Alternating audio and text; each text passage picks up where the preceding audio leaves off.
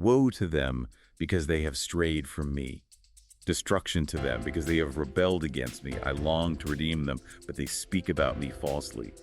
Powerful stuff, Ray.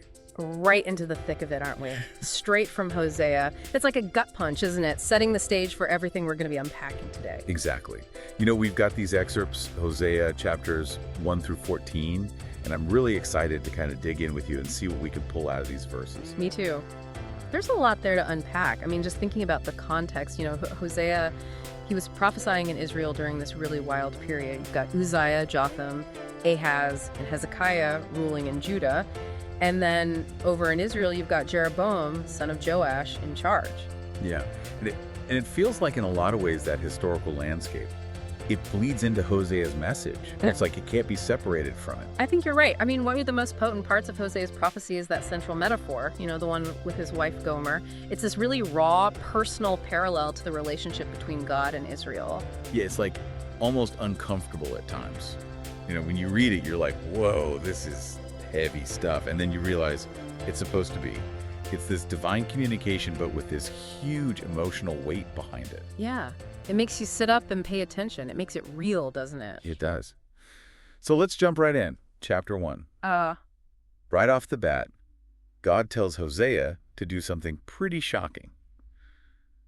Marry a wife of whoredoms, and they're going to have children of whoredoms.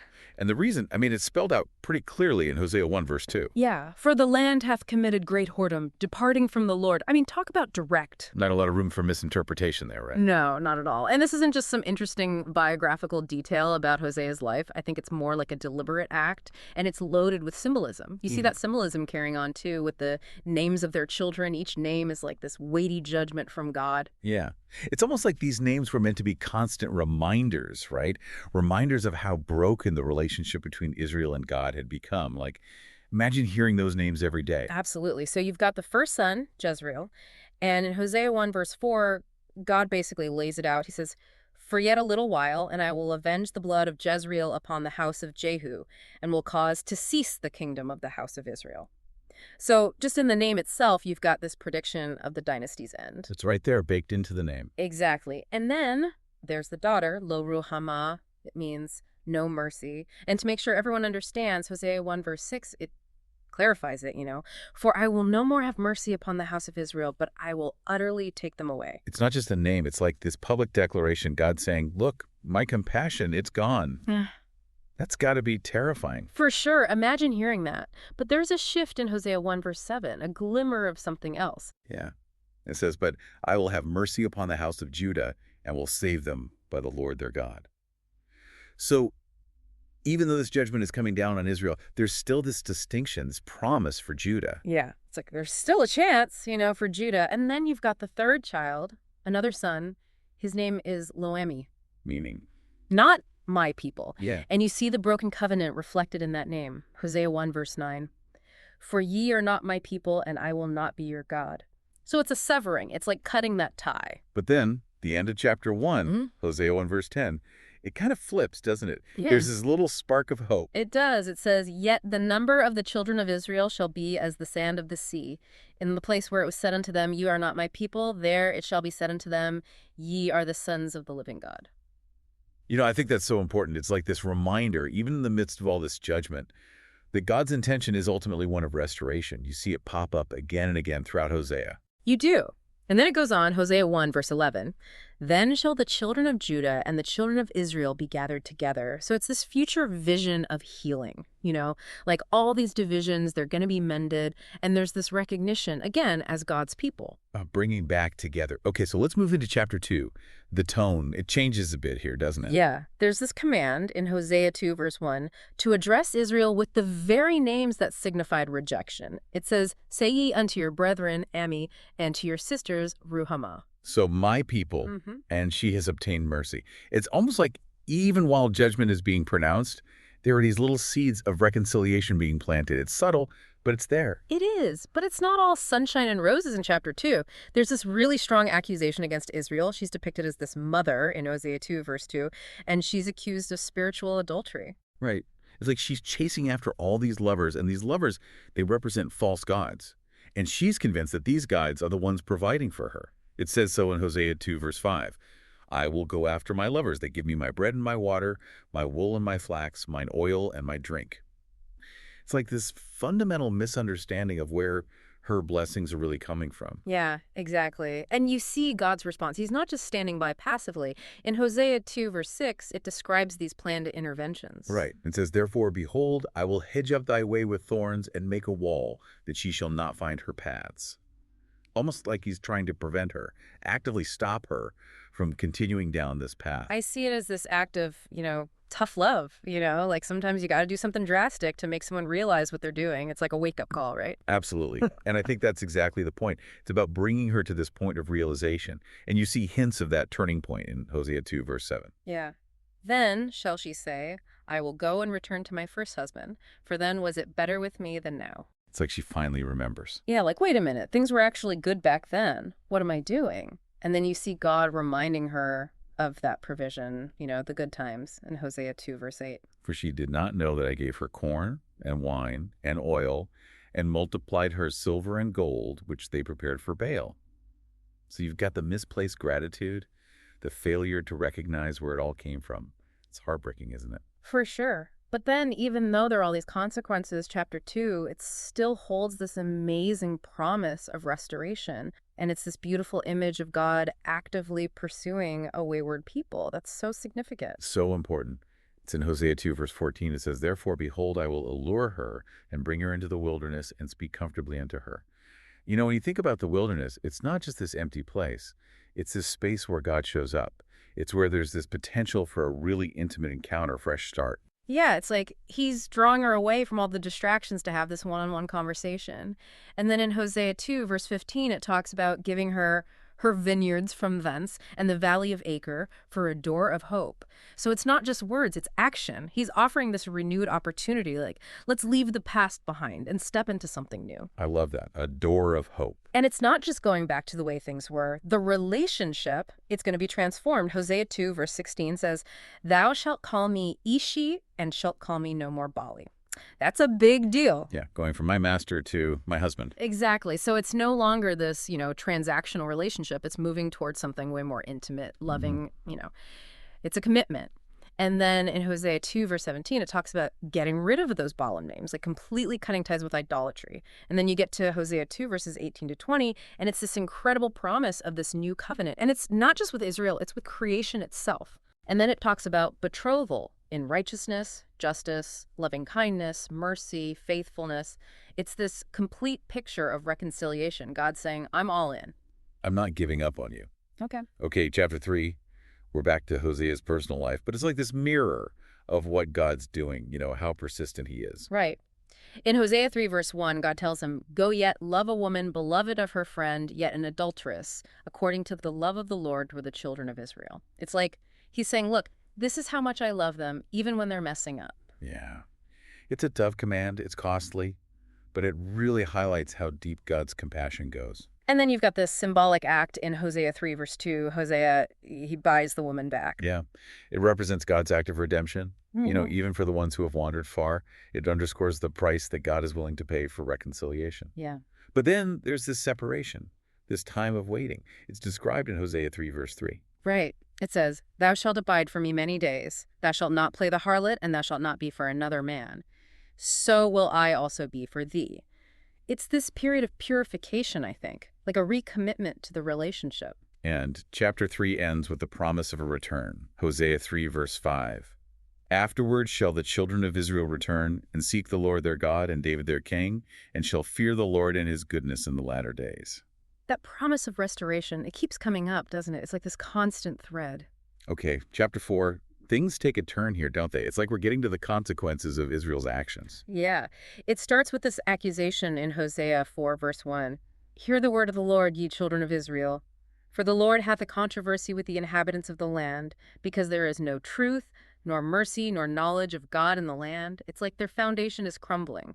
There's nothing to build on. And you see the breakdown in Hosea 4, verse 2. By swearing and lying and killing and stealing and committing adultery, they break out, and blood toucheth blood. Like, it's chaos. It's a society falling apart. Yeah, it's intense. And their sin, it's affecting everything. even the land itself. In Hosea 4, verse 3, it says, "Therefore shall the land mourn." It's like this corruption. It's gone beyond just their society. It's permeating everything. And then in Hosea 4, verse 6, it gets to the root of the problem, doesn't it? It does. "My people are destroyed for lack of knowledge. Because thou hast rejected knowledge, I will also reject thee." So it's this knowledge of God that's missing. It's essential. It's everything. And it's not just the regular folks. The corruption, it's even spread to the spiritual leaders. You see that in Hosea 4, verse 8. "They eat up the sin of my people, and they set their heart on their iniquity." And then in Hosea 4, verse 9, like people, like priests, it's like this vicious cycle. It's everywhere. And the idolatry, it's so deeply embedded. It's like this seductive trap, isn't it? In Hosea 4, verse 12, it talks about them consulting idols, "My people ask counsel at their stocks, and their staff declareth unto them," like they're getting their guidance from these inanimate objects. Yeah. Instead of the living God. And then in Hosea 4, verse 13, you see their idolatrous practices out in the open, on the high places. Like it's not even hidden anymore. Right out in the open. And then there's this warning specifically for Judah in Hosea 4, verse 15. It says, "Though thou, Israel, play the harlot, yet let not Judah offend." Like, don't follow their lead. It's a chance to learn from Israel's mistakes. And then the chapter ends in Hosea 4, verse 17, talking about Ephraim. Ephraim is joined to idols. Let him alone. It's like a point of no return, like God saying, okay, you've made your choice. Now you're going to have to face the consequences. It's heavy stuff. So chapter 5, we see this direct declaration of judgment, right? It's coming for everyone. Yeah. Hosea 5, verse 1 names them. The priests, the house of Israel, the house of the king. Nobody's off the hook. And their rebellion, their spiritual adultery, God sees it all. It's laid out in Hosea 5, verse 3. And in Hosea 5, verse 4, it talks about how hard it's become for them to return to God. The spirit of whoredoms has taken root. Yeah. It's like repentance. It's almost impossible at this point. Yeah. And their pride, it becomes this huge stumbling block. It's in Hosea 5, verse 5. "And the pride of Israel doth testify to his face. Therefore shall Israel and Ephraim fall in their iniquity. Judah also shall fall with them." So it's this inability to even see their own sin, let alone turn away from it. And you know what gets me? In Hosea 5, verse 6, it talks about how they tried to seek the Lord, but it's too late. He's withdrawn. "They shall go with their flocks and with their herds to seek the Lord, but they shall not find him. He hath withdrawn himself from them." It's this harsh reality check. You can't just take God's presence for granted. And in Hosea 5, verse 7, there's all this talk about their treachery and the judgment that's coming because of it. And then in Hosea 5, verse 8, there are these warnings going out, like the trumpets blowing in Gibeah and Ramah. Like, wake up. Pay attention. It's like these alarm bells are going off, but it seems like nobody's listening. And in Hosea 5, verse 11, you see Ephraim oppressed and broken because they chose to follow human commands rather than God's guidance. It's like that's the consequence right there, isn't it? You turn away from God's will and things fall apart. And then in Hosea 5, verse 14, we see God portrayed as this force of destruction. It says, "For I will be unto Ephraim as a lion, and as a young lion to the house of Judah. Even I will tear and go away. I will take away, and none shall rescue him." It's terrifying, isn't it? It's this powerful imagery of God's judgment. Yeah, it really drives home the point that this is serious stuff. But the chapter ends on this note of hope, right? It does. In Hosea 5, verse 15, God says, "I will go and return to my place, till they acknowledge their offense and seek my face. In their affliction they will seek me early." So there's still this opening, this possibility for them to turn back. It's like he's waiting for them. He is. Okay, chapter 6. It starts with this hopeful call to repentance, doesn't it? It does. Hosea 6, verse 1. "Come, and let us return unto the Lord. For he hath torn, and he will heal us. He hath smitten, and he will bind us up." It's this acknowledgement that God is the one who can fix this. He's the one who can heal. They're recognizing their need for him. And in Hosea 6, verses 2 and 3, there's this talk about revival and really getting to know the Lord. Like truly understanding him. But then in Hosea 6, verse 4, it's like this record scratch. It's this lament. It is. "O Ephraim, what shall I do unto thee? O Judah, what shall I do unto thee? For your goodness is as a morning cloud, and as the early dew it goeth away." So their repentance, it's fleeting. It's not genuine. It highlights this huge difference between just saying the words, going through the motions, and actually having a change of heart. And then in Hosea 6, verse 6, we see what's really important to God. It's not about rituals. Yeah. He says, "For I desired mercy and not sacrifice, and the knowledge of God more than burnt offerings." It's about that internal transformation. And in Hosea 6, verse 7, you see this betrayal. It goes deeper than just their actions. But they, like men, have transgressed the covenant. There have they dealt treacherously against me. It's like this breaking of trust. It's a wound to the relationship. It is. And the chapter goes on to describe all this wickedness and violence, especially in Gilead and with the priests. It's in Hosea 6, verses 8 and 9. Like, it just paints this picture of how deep the corruption has gone. Yeah. But then, again, we see this glimmer of hope for Judah in Hosea 6, verse 11. Yeah. Also, O Judah, he hath set an harvest for thee when I return the captivity of my people. It's like this promise peeking through the darkness, this reminder that God's plan for restoration, it's still in motion. So even though things are bad, there's still this hope. And chapter 7, it feels like we're diving deeper into the corruption now. We are. It gets really specific about Ephraim and Samaria. In Hosea 7, verse 1, it talks about their falsehood, their theft, their robbery. It's like their sin is on full display. And God sees it all. There's no hiding. It says so in Hosea 7, verse 2. Yeah. And they consider not in their hearts that I remember all their wickedness. Now their own doings have beset them about. They are before my face. It's almost like they think they're getting away with it, but they're not. No. And in Hosea 7, verse 3, we see how this wickedness has affected their leaders.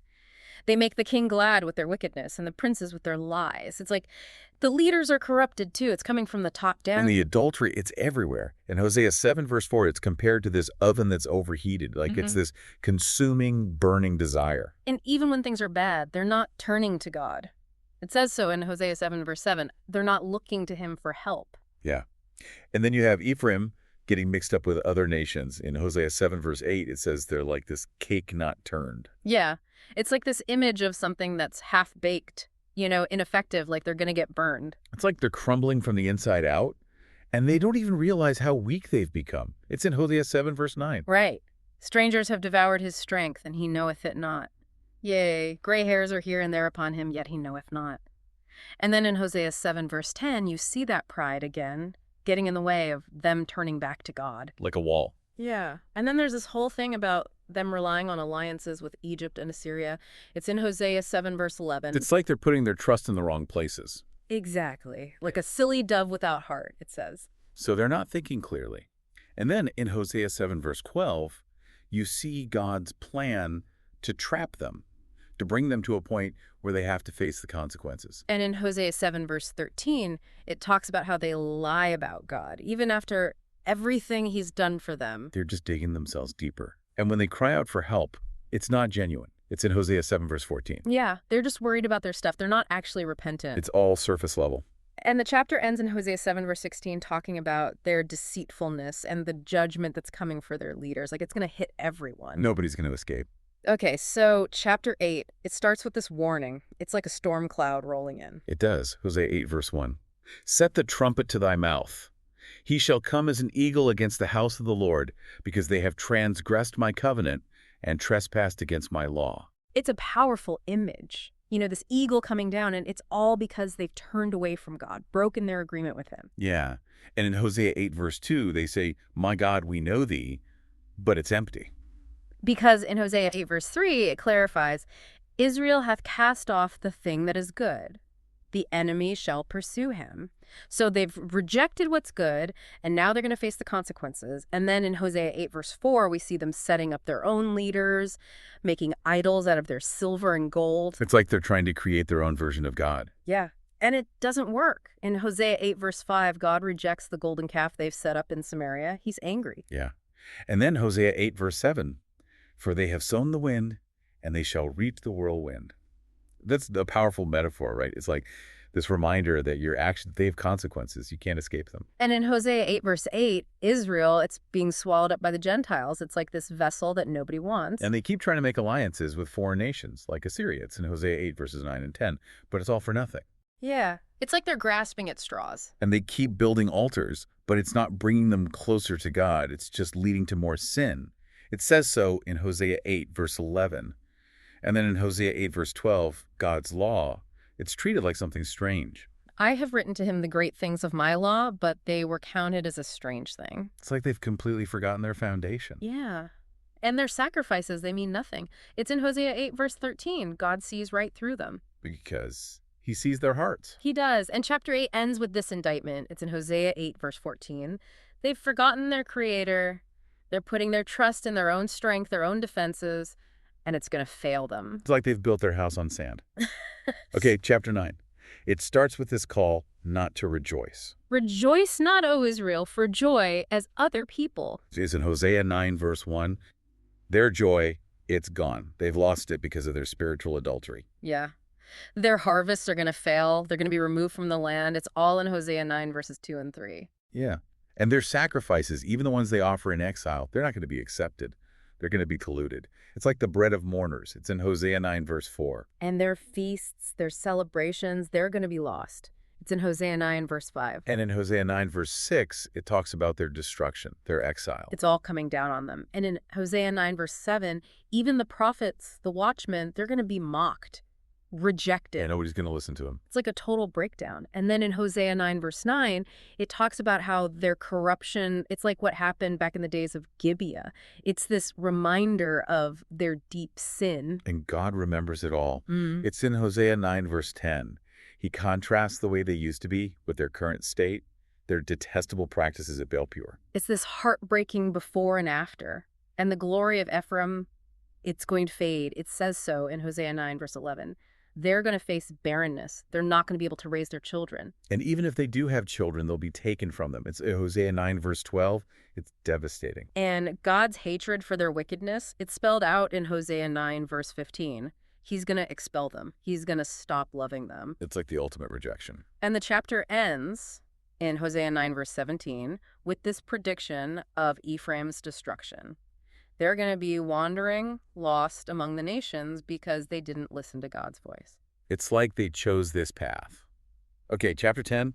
This one starts with this image of Israel as a vine. Yeah, in Hosea 10, verse 1. But it's an empty vine. It's producing fruit, but only for itself. And the more prosperous they become, the more altars they build, the more idols they make. It's like their prosperity is actually pushing them further away from God. It is. And their divided heart, it's going to be exposed. It's in Hosea 10, verse 2. Their idols are going to be destroyed. Yeah. And in Hosea 10, verse 3, it talks about how they'll realize they don't have a king because they don't fear the Lord. They've chosen these false securities. Yeah, and their covenants, their judgments, they're all corrupt. It's in Hosea 10, verse 4. And in Hosea 10, verse 5, you see fear and mourning grip Samaria because of the golden calves they worship in Bethaven. Yeah, it's like their idols, the things they put their trust in, they're going to bring them down. And in Hosea 10, verse 6, shame comes upon them because of their own bad advice, their misplaced faith. Yeah. And then Hosea 10, verse 8, their high places, those centers of idolatry, they're going to be wiped out. And it's like they're so terrified of what's coming that they want the mountains to fall on them. It's like they want to hide from God's judgment. Yeah. And Hosea 10, verse 9, it brings up their sin, going all the way back to Gibeah. It's like this reminder of how deep their rebellion goes. And God's going to chastise them. He says so in Hosea 10, verse 10. He's going to bring nations against them to carry out his judgment. And Ephraim, who was once like this well-trained heifer, he's going to be put under the yoke. It's in Hosea 10, verse 11. It's this image of being forced to labor, no more freedom. It's like they've brought this on themselves. And then there's this call to action in Hosea 10, verse 12. Sow to yourselves in righteousness, reap in mercy, break up your fallow ground. For it is time to seek the Lord till he come and rain righteousness upon you. It's not too late to change. No. But in Hosea 10, verse 13, it talks about how they've chosen wickedness, they've trusted in their own strength, their military might. And it's going to fail them. Yeah. And the chapter ends in Hosea 10, verse 14, with this prediction of chaos and the destruction of their fortified cities. It's like everything they've built up, it's going to come crashing down. Okay, so we're chapter 11 now. This one starts with this really powerful reminder of God's love. It goes all the way back to their beginning. It does. Chapter 11, verse 1. When Israel was a child, then I loved him and called my son out of Egypt. It's this picture of pure love, like parental devotion right there. And then bam. Verse 2. As they called them, so they went from them. They sacrificed unto Baalim and burned incense to graven images. Talk about a 180. Rescued from Egypt, and they go right to worshiping idols. It's like, how could they miss it? How could they turn away from the one who saved them? It's almost unfathomable. You get that sense of bewilderment, right? And then verses 3 and 4 goes even deeper into this idea of care, of God nurturing them, like literally teaching Ephraim how to walk, healing them. The text even says, I drew them with cords of a man with bands of love. Like, you can't get much clearer than that about God's feelings for them. It's such a tender image, but then that line comes in, they knew not that I healed them. They're oblivious to where the good stuff is coming from. And that lack of recognition, I think, is at the heart of what goes wrong. Absolutely. You can't have a healthy relationship, whether it's with God or with another person, without that basic acknowledgement. And when they refuse to return, when they refuse to acknowledge, there are consequences. That's what we see in verse 5, right? He shall not return into the land of Egypt, but the Assyrian shall be his king, because they refuse to return. Yeah, this isn't some airy-fairy spiritual punishment. It's geopolitics on a grand scale. Yeah. The fate of nations is literally tied to their spiritual choices. I mean, it's powerful stuff. And then you get to verse 8, and man, this is where it gets me every time. How shall I give thee up, Ephraim? How shall I deliver thee, Israel? You can hear the heartbreak in those questions, you know. Right. And then mentioning Admah and Zeboim, these cities wiped out alongside Sodom and Gomorrah. That's serious business. It really is. It's like that moment as a parent when you're just at your wit's end, right? Yeah. But then you see this amazing turning point in verse 9. I will not execute the fierceness of mine anger. I will not return to destroy Ephraim, for I am God and not man. There's that difference again. Human anger versus something bigger. Yeah, exactly. It's not about vengeance. There's this deeper love at play, Yeah. this steadfastness that just isn't always part of the human experience. And then in verses 10 and 11, it's like God's going to make them listen, not out of rage, but like a lion roaring to get the cubs back to the den. Wow, that's a great image. And you can really picture those kids trembling, coming back from all over, from Egypt and Assyria, back home, because they recognize that roar. Yeah, it's this powerful promise of reunification. Right. But then, it's not all sunshine and roses. The chapter ends on a bit of a downer. Verse 12 says, Ephraim compasseth me about with lies, and the house of Israel with deceit. But Judah yet ruleth with God, and is faithful with the saints. Right. So now we have this division, the split between the two kingdoms. It's like, okay, we're moving past just general human failings and into specific problems between the north and south. It's getting complicated. And that carries right into chapter 12, starting with Ephraim, up to no good. Verse 1, Ephraim feedeth on wind, and followeth after the east wind. He daily increaseth lies and desolation. And they do make a covenant with the Assyrians, and oil is carried into Egypt. It's all about these pointless alliances, looking for security in the wrong places. And it's interesting because it's not just saying they're making bad deals. It's this sense of being empty, being misled, like feeding on wind. You get nothing from that. Exactly. It's all surface, no substance. But then verse 2 brings Judah into the picture. The Lord have also a controversy with Judah, and will punish Jacob according to his ways. According to his doings will he recompense him. So nobody's getting off easy here. Both kingdoms are in trouble. And I think that's why we then get this flashback to Jacob in verses 3 and 4. It's like a reminder of where they came from, both the struggles and the blessings. Right. Like, remember that time Jacob wrestled with God? Remember that favor you were shown? It's this callback to their roots, their history. And that leads right into this timeless advice, this command, really, in verse 6. Therefore, turn thou to thy God. Keep mercy and judgment, and wait on thy God continually. I mean, isn't that something we all need to hear from time to time? Always relevant. But then, back to Ephraim's shady dealings. Verse 7. He is a merchant, the balances of deceit are in his hand. He loveth to oppress. So not only are they making bad political choices, they're screwing people over in business too. Ugh, total hypocrites. Verse 8, and Ephraim said, Yet I am become rich, I have found me out substance. In all my labors they shall find none iniquity in me that were sin. Like, they're proud of being crooked. It's mind-blowing. And the worst part is they think they're getting away with it. But as verse 9 reminds us, And I that am the Lord thy God from the land of Egypt will yet make thee to dwell in tabernacles as in the days of the solemn feast. They're forgetting who brought them out of Egypt in the first place. Right. It's like that old saying, you can run, but you can't hide. And verse 10 makes it even clearer that God's been trying to get through to them.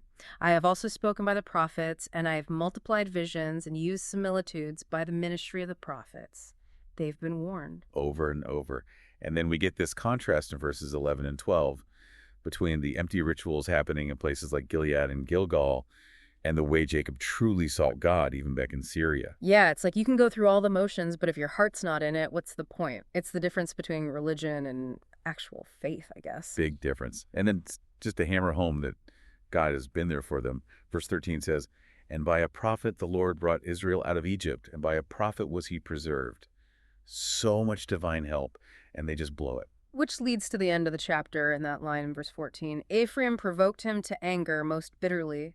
Therefore shall he leave his blood upon him, and his reproach shall his Lord return unto him. Things are not looking good. Nope. And that takes us to chapter 13, which, well, let's just say it doesn't pull any punches. Verse 1 is harsh.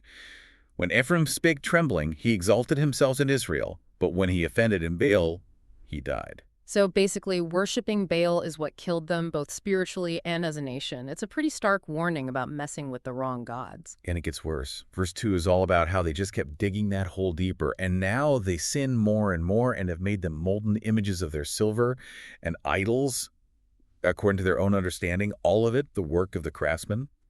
They say of them, let the men that sacrifice kiss the calves. It's idolatry central. And all for what? Verse 3 is brutal in its description of how fleeting their power is. Therefore they shall be as the morning cloud, and as the early dew that passeth away, as the chaff that is driven with the whirlwind out of the floor, and as the smoke out of the chimney. So much for security and strength. Gone in a puff of smoke, basically. And right in the middle of all this doom, there's this reminder, this declaration in verse 4. Yet I am the Lord thy God from the land of Egypt, and thou shalt know no God but me, for there is no Savior beside me. It's like this unwavering truth that they just can't or won't see. I'm the one who saved you. I'm the only one, but they're not listening. And then we get this reminder of God's care in the wilderness in verse 5, only to be followed by how quickly they forgot it once they got comfortable in verse 6. It's like they need constant hardship to remember God. Yeah. Prosperity is their downfall. And then, well, those animal metaphors are back in verses 7 and 8. Oh, yeah, not the cuddly kind either. A lion, a leopard, a mama bear who just lost her cubs. Nobody wants to be on the receiving end of that. It's a pretty vivid way of getting across how serious this judgment is going to be. No kidding. And then you have that really direct line in verse 9. O Israel, thou hast destroyed thyself, but in me is thine help. There's no escaping the truth. They're responsible for this mess, but there's still that offer of help, if they'll only take it. Yeah, it's not completely hopeless yet. But then they go and make it worse, putting their trust in all the wrong places. Verse 10, I will be thy king, whereas any other that may save thee in all thy cities, and thy judges of whom thou saidst, give me a king and princes. They wanted human rulers when God was right there. It's frustrating, isn't it? And then verse 11 drives home the point even harder. I gave thee a king in mine anger, and took him away in my wrath. They wanted a king. Fine. But it wasn't going to end well. And all this bad decision-making, all that sin, it's not going unnoticed. Verses 12 and 13 are pretty clear about that. The iniquity of Ephraim is bound up, his sin is hid. The sorrows of a travailing woman shall come upon him. He is an unwise son, for he should not stay long in the place of the breaking forth of children. Ouch. Talk about painful consequences. It's like, okay, you've messed up so badly, now you've got to go through this incredibly difficult process to even begin to get back on track. And it's interesting because even in the middle of all this heaviness, we get this glimmer of something else, something hopeful in verse 14. I will ransom them from the power of the grave. I will redeem them from death. O death, I will be thy plagues. O grave, I will be thy destruction. Repentance shall be hid from mine eyes. It almost feels out of place after all that talk of judgment. It's like this seed of redemption being planted, even though we don't really know how it's going to play out. And then, bam, the chapter ends with a very graphic and very disturbing image of Samaria being destroyed. Verse 16, Samaria shall become desolate, for she hath rebelled against her God. They shall fall by the sword, their infants shall be dashed in pieces, and their women with child shall be ripped up. Okay, so clearly there are very real consequences to rebellion. And this isn't just abstract destruction, it's visceral, it's horrific. It's meant to shock us, I think, into understanding the gravity of what's at stake. Definitely. And then finally we get to chapter 14, and there's this shift. Verse 1, O Israel, return unto the Lord thy God, for thou hast fallen by thine iniquity. It's a plea, almost a last-ditch effort to get them to turn back. And there's even instructions on how to do it, right? Verse 2, take with you words and turn to the Lord. Say unto him, take away all iniquity and receive us graciously. So will we render the calves of our lips. They're being told exactly what to say, what to do. Exactly. And if they do, there are amazing promises of what will happen. Verse 4 is so beautiful. I will heal their backsliding. I will love them freely, for mine anger is turned away from him. That's complete forgiveness, a complete reset. And then the imagery just explodes with this beautiful description of restoration, verses 5 and 6. I will be as the dew unto Israel. He shall grow as the lily and cast forth his roots as Lebanon. His branches shall spread, and his beauty shall be as the olive tree, and his smell as Lebanon. You can almost see it, can't you? This thriving, vibrant land. It's so vivid. It's like all the bad stuff is washed away, and they're starting fresh, full of life and potential. And then in verse 7, those who are dwelling in darkness shall return. They shall revive as the corn and grow as the vine. The scent thereof shall be as the wine of Lebanon. It's like everything is coming back to life. Yeah. And then we see Ephraim's rejection of idols and God's response in verse 8. Ephraim shall say, "What have I to do any more with idols? I have heard him and observed him. I am like a green fir tree. From me is thy fruit found." It's a complete turnaround. It really is. And the book ends, or at least this section, with a powerful call to wisdom in verse 9. Who is wise? And he shall understand these things. Prudent, and he shall know them. For the ways of the Lord are right, and the just shall walk in them, but the transgressor shall fall therein. There's a choice to be made, a path to choose. And that's what makes Hosea so compelling, even thousands of years later. It's this raw, honest look at a relationship that's gone wrong, but with the possibility of redemption. We've seen divine love tested, judgment pronounced, and yet always that glimmer of hope for those who choose to turn back. Absolutely. And it's a message that's so relevant for us today, right? What idols are we clinging to? Yeah. Where are we straying from? What's truly important? It's a question worth asking ourselves. It definitely is. Well, that brings us to the end of our deep dive into Hosea chapters 11 through 14 here on By the Pages. We hope you found this exploration insightful. If you want to keep exploring sacred texts with us, hit that like button and subscribe to the channel. And until next time, keep those pages turning.